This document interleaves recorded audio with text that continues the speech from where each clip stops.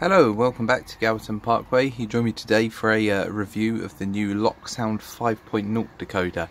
Now, I apologise that I haven't made a video for a long while. I have been working on building the new layout.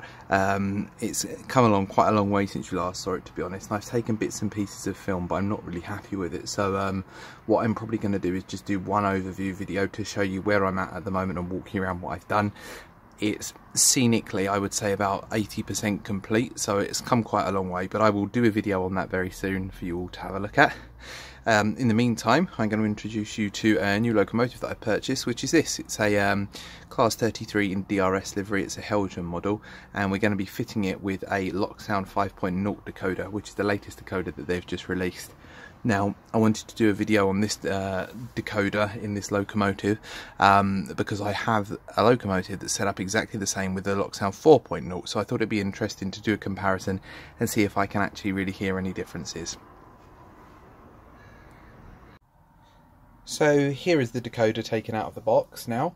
Looking at it to start with, it doesn't appear to be much different to the previous decoders. The only difference that I can see are these two wires here, which don't exist on the current 4.0 decoders, and I'm reliably informed that they're for auxiliary 4 and auxiliary 3, so you can run extra functions on these locomotives using these decoders. Now, this decoder was supplied to me through Roads and Rails, my usual supplier, so get in touch with them if you want to try out a new Loksound 5.0 or a 4.0 for that matter. So first thing we need to do obviously is discuss where I'm going to be fitting sound into this locomotive. Now, there's pretty much one place you can do that, and that is in the fuel tanks. Now, these fuel tanks clip together, and it's quite a laborious job to actually fit a speaker into them and build your own fuel tank solution, as it were, for these. So luckily, Charlie Petty at DC Kits has provided a solution. So you can buy these resin fuel tanks. They're replacement fuel tanks, and you've got a housing for a speaker, and the speaker just drops right in. Now, this is exactly the solution that I use on my other Class 33, which is the EWS model of 33030, which you can see a video on that I've previously done. Now, looking at this, it seems to be quite a sturdy fuel tank. The only thing that I'm going to need to do with this, obviously, is paint it. I think it's going to look a bit random if I leave it with this lovely resin colour underneath the locomotive. So that's my first job. I'll prime it with just an aerosol primer, and then go over it with a nice black using the airbrush. Now, the other thing with these locomotives that tend to be a problem for the older Belgian 33s is the wheels underneath. They've got these horrible copper type wheels which pick up a lot of dirt, and you tend to find it does affect the running of the locomotives. So I've got replacement wheel sets here. And these are some Belgian 4-axle wheel set packs that you can get from Howes Models. I'm not sure if they still have them in stock. I've had them for quite a long time. I normally used to keep quite a stock of these for my Belgian Class 47s. But I no longer have any Belgian Class 47s, which is a whole nother story that I'm going to need to make a video on for you fairly soon. But I've got these left over, and these will be perfect for this locomotive. So next two jobs will be to get that painted up and get these fitted to the underside of the locomotive. I'm not going to show you painting this up. I think you know how to spray a piece of plastic with an aerosol, or a piece of resin with an aerosol, and the wheels with these, it's quite a simple process. You just literally pull the sides off, and there's a clip underneath, and you can pop the wheels in. Okay, so as I mentioned, I'd be replacing the wheel sets on here. I'll just quickly show you what I need to do. There's these little base plates here. They unclip. You have to be careful with them. They are quite fragile. Unclip those, and then these wheel sets simply just pull out like so. To make the job easier, you can actually remove the bogie side frames, which I've done here. It just gives you a little bit more access to get the wheels out, etc. So wheels are out. I've got my new packet of wheels here, and it's quite simple just to open these up then, and then pop a set of wheels straight in, ensuring that you've got your electrical pickups rest inside the wheels, and that's literally all you need to do. And this will significantly improve the running of these older Belgian Class 33 models. Just as a bit of a comparison for you to see on the screen, these are the newer ones. I'll get them in focus, nice and shiny silver, and these are the older style ones. So you can see that there's likely to be a conductivity issue there. I mentioned that I'm replacing the fuel tanks on this model with these ones from DC kits that accommodate the speaker. Just to show you how easy this is to do, these are the Helgen tanks. They simply just wiggle out. That's them gone, so I'll put those aside. And then these are the new Helgen ones. Sorry, the new DC kits ones. And they just clip into the existing sockets. They're just a tad tighter than the Helgen one. And that sits into there like that. So obviously I'm going to go and give that a blast through the airbrush, get that blacked out, and then I'll locate it permanently. I haven't pushed them all the way in, as you can see, because it's just fallen out, but that's the next step, and that's where we are with this model. Okay, so I've now prepared the fuel tank you'll see here. I've done this all in a gloss black, which matches the finish of these bogies at the moment. It'll all be toned down when it's weathered, but I've just gloss blacked it to start with. I find that with the gloss you get a nicer coverage in any case. Let's have a little look at the underside of this. You can see that I've drilled a couple of holes there, and the wires have been soldered onto the speaker terminals as previously shown in other shots.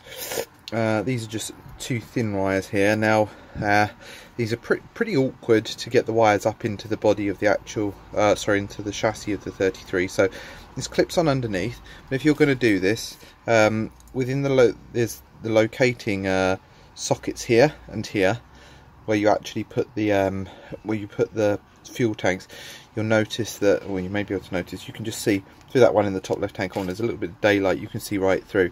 Now that's where you're going to need to feed your wires through and underneath there. So the next step for me is to get this fitted onto the bottom of the actual locomotive's chassis, and we will progress from there. So here you can see now the sound install is complete. We've got the wires running through the speakers coming up from there and in that corner there. I've just put the decoder in, taped it down with a black piece of electrical tape, taped all the wires down.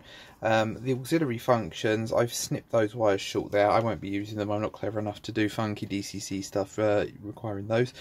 So the next step really is to get it on the line and give it a test and see how this scrubs up against our 4.0.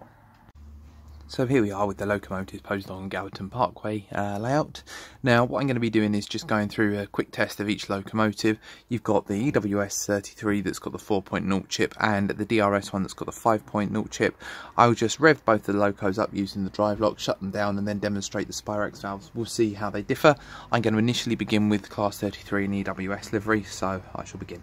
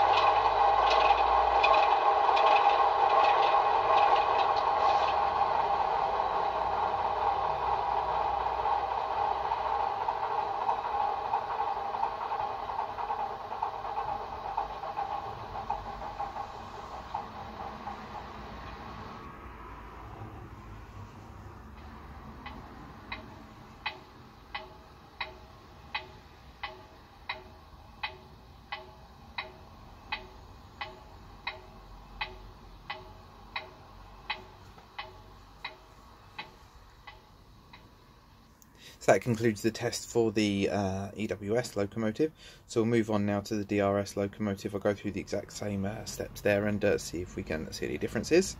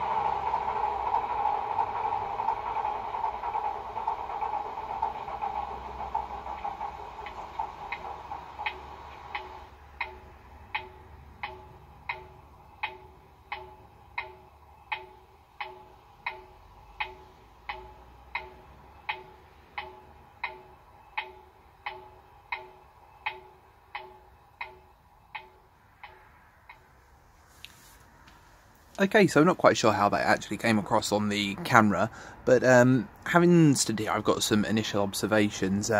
The functions such as the Spirax valve at the end do seem to have more clarity on the V5.0 chip. They appear to take out a lot of the background noise. I would say when the locomotive was spooling down as the engine was shut off, there appeared to be a bit more clarity and depth of sound on the 5.0 chip, but overall, to be honest, I can't see that much difference between the two of the chips.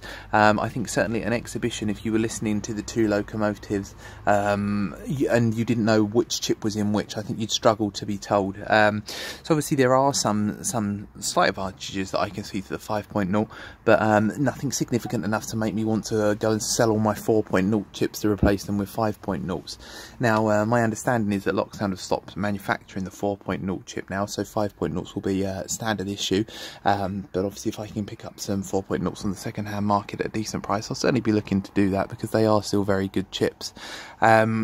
So, in summary, I would say definitely some advantages to the 5.0, but nothing overly significant versus the 4.0. Now, I would imagine that come the future now, when our sound manufacturers and sound file suppliers such as Lego and Biffo start actually creating sound files that are built for the 5.0 and its different capacity and performance aspects, there's going to be a significant difference between the two. But at the moment, that is a 4.0 file on a 5.0 decoder. So I'm assuming that the guys like Lego Man, Biffo, Southwest Digital, etc., will be making custom files for the actual new sound chips to try and get the most out of them. So yeah, I'm impressed with the 5.0. I'm still impressed with the 4.0. So I'm in a good place really with both of those locomotives, which is good news for me. That will pretty much round off the video for you today. Now, apologies that there has been this massive gap between videos. I'm going to look to see if I can get something out again fairly soon. One of the videos that I've been meaning to do very recently, for the last month or so I would say, is a video on pairing locomotives using the Z21 controller. Now, I appreciate that's not going to be useful for everybody, but it's something that I think I will share for Z21 users. And I've got a nice pair of Class 20s that will get speed matched and run those on the layout. And we'll also have a update on the new layout. And we'll also have an update on Galveston Parkway, so things are starting to gather a little bit of pace now. As always, thanks for your patience, thanks for watching the video, and I'll speak to you all soon. Cheers now, bye-bye.